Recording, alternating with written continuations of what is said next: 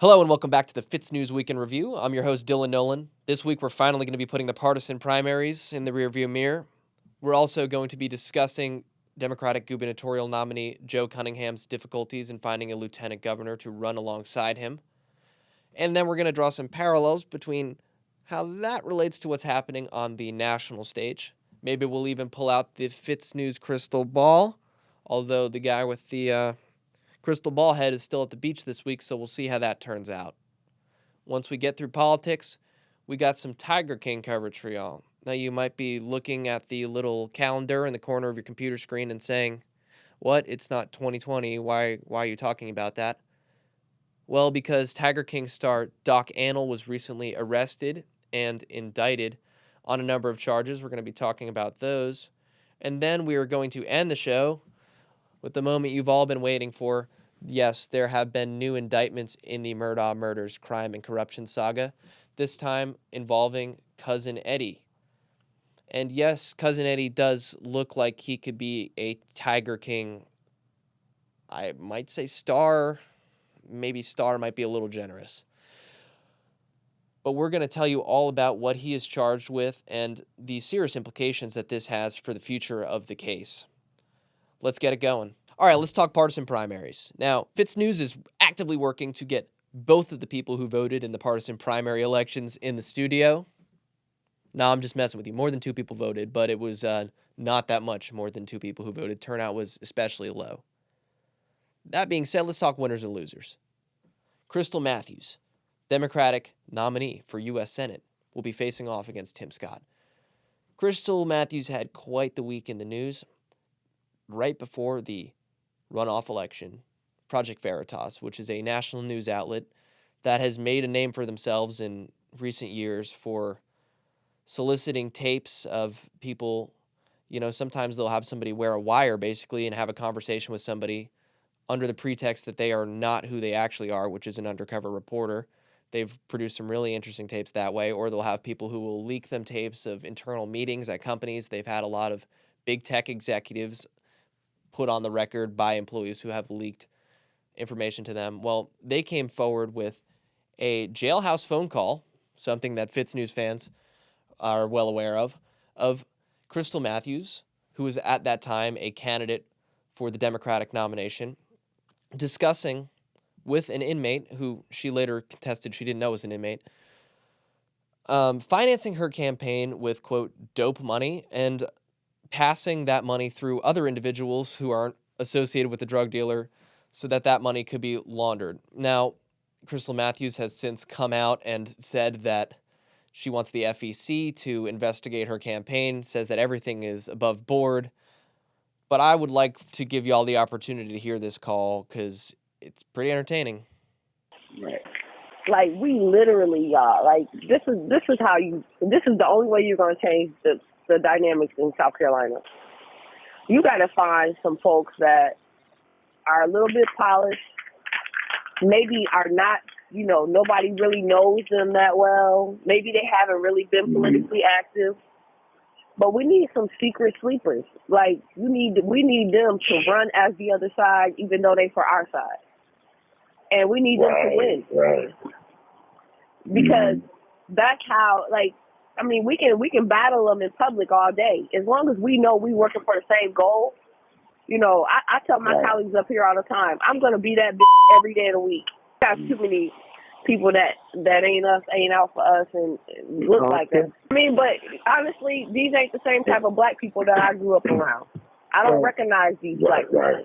So I black because I don't understand the type of black that they are. Now, can I talk intelligently? I can move in all kind of circles, but I'm a nigga at heart. I love black people. I feel safest around my people. So for me, I feel like, y'all, we need sleepers, but we need a group of sleepers. We need some folks we need some folks that can wear all black at night and take their yard signs down when they sleeping. The same they do to us, just the other way. Right, you know what I'm saying? We ain't gotta make a bunch of noise about it. We ain't gotta go live about it. Just don't say just like when somebody drop money and you pick it up. You pick that up and keep walking. And then when you get in there, when we get enough of us in there, we can wreak havoc for real from the inside out. Then we can flip some from the inside out. We got to take back some of these seats, especially in these local elections. You know, we need people to run as Republicans in these local elections. And we need, I mean, they family, they can't tell their family, you know, period. Because I can't trust family. Family, the first one turn on you. You can't tell them. So, you know, like, man, I didn't think he would ever be a Republican. You know, they're going to have to be able to, listen, when I say they're going to have to be able to take some I'm talking about at the dinner table at Thanksgiving when they on the Republican ticket and everybody at the table looking at them sideways like, I can't believe y'all running the Republican. They got to be able to take that on their chin. Yep. And I still got to struggle to raise money for my campaign. Where the is my black people with money? I don't care about no dope money. Give me that dope boy money. Where the duffel bag boys? Find you somebody in your family that don't even know you donating to my campaign and put that under their name. That's the Democratic nominee for U.S. Senate. But I like her style because Krystle Matthews came out in front of the State House yesterday and pulled the big Uno reverse card. She apologized, said that she was sorry that she offended Democrats. But she pulled that Uno reverse card and said, I demand that Tim Scott apologize for not voting for Ketanji Brown Jackson for Supreme Court. We'll see how that plays out in November. All right, so the other runoff that people cared about was the State Superintendent of Education runoff between Kathy Manis and Ellen Weaver. Ellen Weaver ended up winning this runoff, and we've already talked about these candidates a million times, so I'm not going to run you through it again. But we will talk about this. Ellen Weaver has to earn a master's degree between now and getting sworn in, assuming that she beats Democratic nominee Lisa Ellis. Luckily for us, Ellen Weaver is burning the midnight oil, studying day and night to earn her online master's degree from Bob Jones University. Now, you might hear a little bit of a mocking tone in my voice, but don't get offended. I don't really care what degree she has or doesn't have or earned in 7 months in a questionable manner. I really just care that she improves educational outcomes for the students of South Carolina. Now, I think that Kathy Manis probably would have been more of the same, and I'm willing to see what Ellen Weaver does here.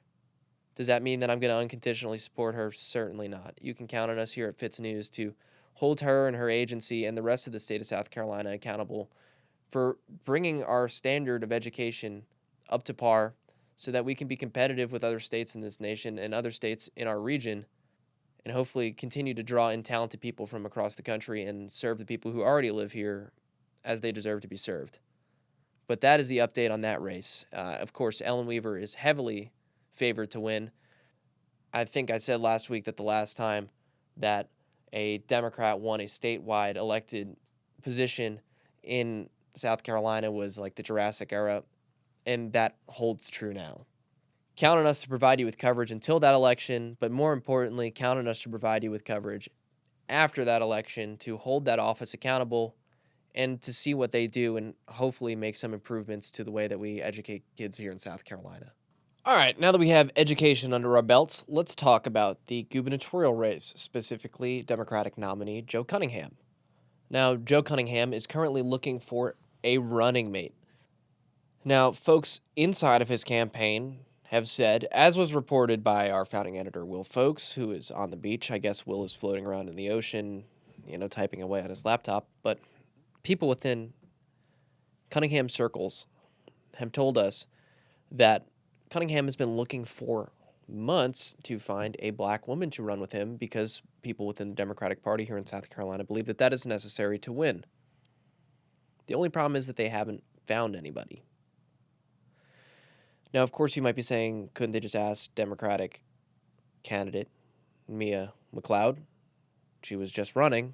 Well, there's a little bit of a problem in that there have been allegations made by McLeod herself that the South Carolina Democratic Party was not hosting debates and not talking about this election at all because they didn't want the electorate to know that there was a black woman running, because then their anointed, chosen candidate, Joe Cunningham, wouldn't win.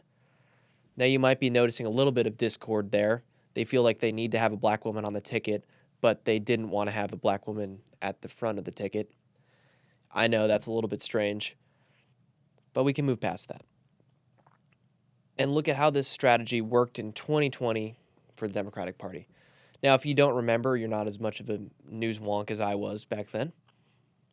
Joe Biden was having a really rough time at the beginning of the primaries. It didn't look like he was going to win. And to shore up his support with the black vote, which is a very important thing if you're a Democrat trying to win a primary nomination for president, he promised that he would make his vice presidential nominee a woman of color. This turned out to be a pretty terrible idea, as is evidenced by the fact that Joe Biden is only getting older every day, and there have been calls over the last couple of weeks. You can see them in The Atlantic magazine. You can see them in The New York Times, both of which are definitely left-leaning publications, for Joe Biden to not run again in 2024.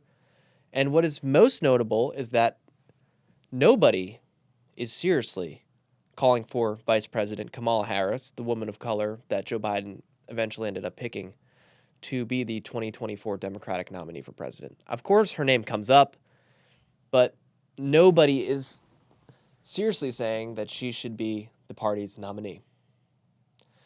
And yet, here in South Carolina, it seems as though that same tactic is being taken.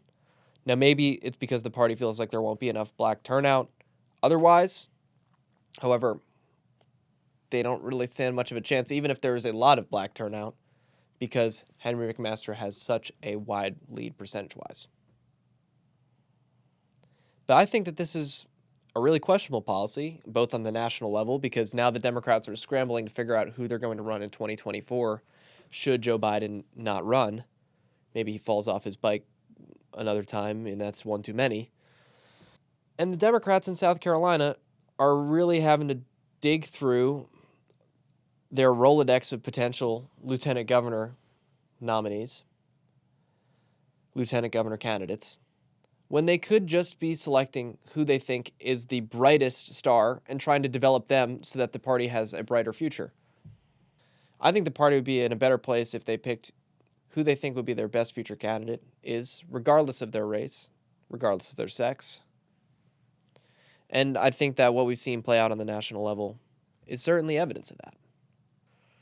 But, you can count on us here at Fitsnews to continue to give you coverage in the coming months of who Joe Cunningham picks as his running mate. We'll see if he picks somebody who is a woman of color or if the party has to change their plans and pick somebody else because they can't find anybody.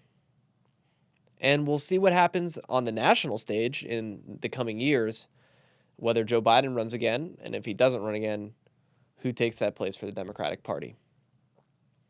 All right, so another interesting piece of national news with ties to South Carolina is the fact that George Amos Tenney III, out of Anderson, South Carolina, a 35-year-old man, has just pleaded guilty to 2 felony charges in association with his connection to the January 6th riots.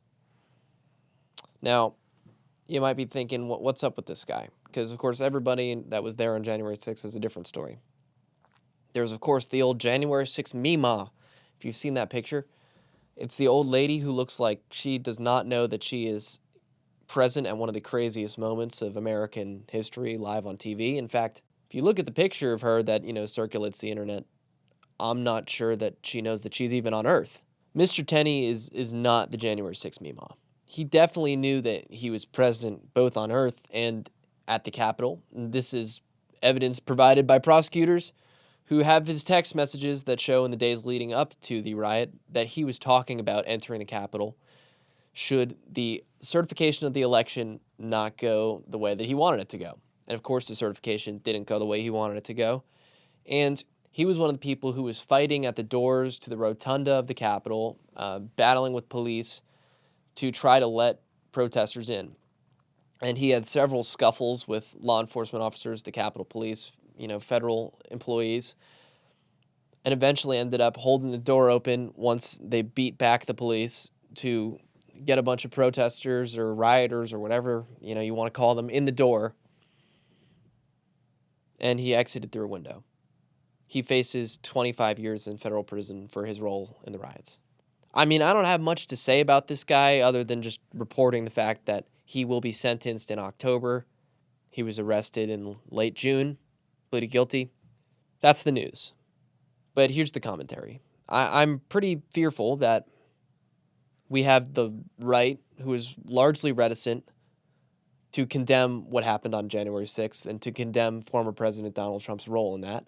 And then we have the left, who is reticent to condemn the riots that happened throughout the summer of 2020.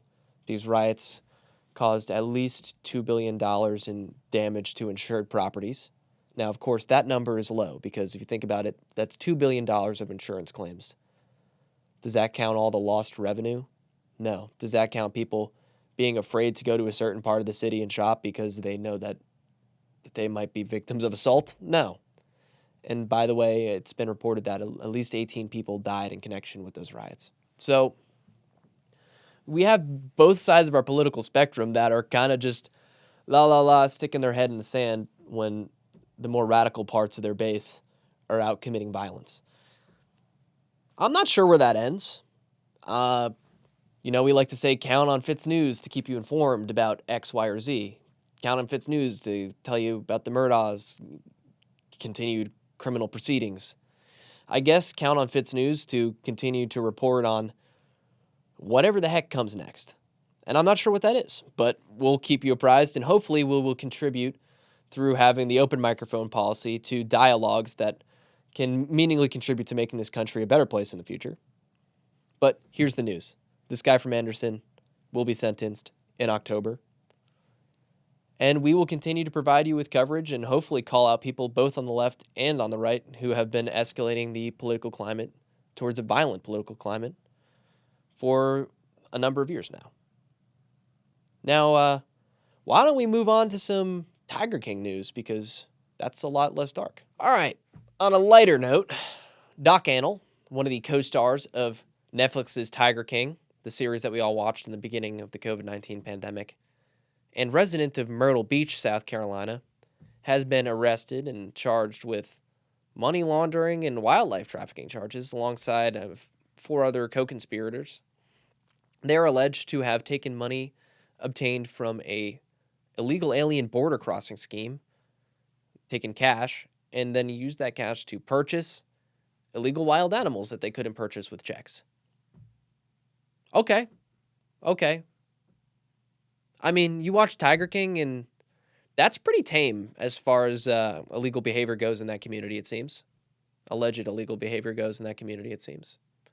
Doc Antle, when you watch that show, actually seems like one of the people who kind of has their shit together, which is crazy given what I just said 30 seconds ago and what he's been charged for. But the funny thing is that this isn't South Carolina's only tie to the Tiger King series. If you'll remember, not that long ago, Nancy Mace, the House representative for the 1st Congressional District here in South Carolina, was tweeting about hanging out with Carol Baskin, which is an interesting move because if you watch Tiger King, you know that Carol Baskin was the one that you were meant to hate. She was Joe Exotic's mortal enemy. And I don't know about you, but I remember watching that whole series thinking, man, when is the House of Cards going to collapse on Carol? When is Joe finally going to be able to prove that Carol is doing all the things that he alleged that she was doing regarding her husband? And of course, that never materialized. Now, maybe this is because we were just seeing the show through Joe's eyes, and we never got to really hear her side of the story. Or maybe she just knows who to pay because she is hanging out with members of Congress. Who am I to say? But I can tell you that wherever this ridiculous saga continues to go, we will let you know. We're going to keep you up to date on whether Doc Antle joins his friend Joe Exotic in spending a stint in the penitentiary. All right, so let's move on to somebody who's not from Tiger King, but looks like they could be. We're talking about Cousin Eddie here, who was allegedly Alex Murdaugh's right-hand man, a guy who was close friends with Alex, who Alex would go to when he needed to get things done. He allegedly would do some pretty dirty deeds for Alex, as is evidenced by the fact that he has been charged in connection with the roadside shooting. Now, if you don't remember the roadside shooting incident, this was when the shit was hitting the fan for Alex, and he paid Cousin Eddie to shoot him in the head so that his son Buster could collect his life insurance policy. That's right, one more alleged insurance scam out of Alex. What a way to go. Now, Eddie wasn't able to successfully shoot him in the head. I don't know why. Nobody does. Maybe he couldn't bear to shoot his friend. Maybe he has poor eyesight. Maybe he's not good at using a gun. Maybe he was high on meth, because associated with those charges are also possession of methamphetamine charges, although it could also have been marijuana, which he was also charged for. Whatever the case was, he didn't shoot Alex. But he's now facing far more serious charges because he's charged with helping Alex launder more than $2 million over the course of 8 years by cashing more than 400 checks for him. And of course, this is money that Alex is alleged to have stolen from his clients and from his law partners, of course, people who trusted him with their money, as you do with any lawyer. Now, this is really serious for Cousin Eddie because he's 62 years old, and the maximum sentence for this stuff that he's just been charged with is 122 years. Now, if I'm Cousin Eddie, you might as well call me Nastia Lukin. You might as well call me Simone Biles, because I would be flipping so fast and so much that you wouldn't even know what to do with me. I mean, you might as well look under that chef's hat because they're going to call me Ratatouille. I would be ratting on everybody. And this probably has some powerful individuals in the state of South Carolina scared.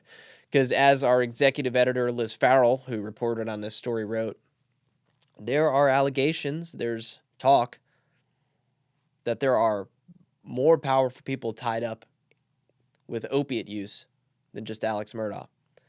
And if I'm Eddie, I'm going to try to name as many of those names as I can to avoid spending the rest of my life in prison. Now, is this allegation true? Are these just rumors? I don't know. I do know that we here at Fitsnews have been telling you for months that drug charges were coming, for close to half a year at this point. So you can count on us to give you some foresight into what might happen in this case. And I can tell you that this case there's a lot more justice to be brought. Let's say it that way. I think probably the most interesting place that we will hopefully see justice brought is in double homicide, because it's now been more than a year without charges. And if you're interested in some predictions as to what might happen there, you can, of course, go to fitsnews.com and look at our Murdaugh coverage specifically related to double homicide. We've made some predictions that we'll see if they come true in the coming weeks and months. That's all for the Murdaugh coverage for this week. But know that we will be bringing you more in the coming weeks. And of course, thank you so much for watching the Fitsnews Week in Review. I'm Dylan Nolan. I've stepped in here over the last 2 weeks because Will Folks has been out of town on vacation. But I'm always behind the camera. I'm always the one who edits the show. I'm the one who uploads the show. I read all the comments. You can always reach me at dylan@fitsnews.com. We're looking to put together the best show that we can so that you guys can have an enjoyable product to consume news that's relevant to you in the state of South Carolina, with some national coverage as well. We want to give you the news. We want to give you our opinions on the news and hopefully inspire you to think a little bit. But if you think that we can do that better, please, dylan@fitsnews.com, shoot me an email, because I will read it. I will take it into consideration. And we're going to try to continually improve our product. So, of course, I know that Will looks forward to being back in the chair next week. I look forward to being behind the camera next week. And hopefully, y'all are looking forward to watching the episode. But thank you for sticking through it this week, and we'll see you next week.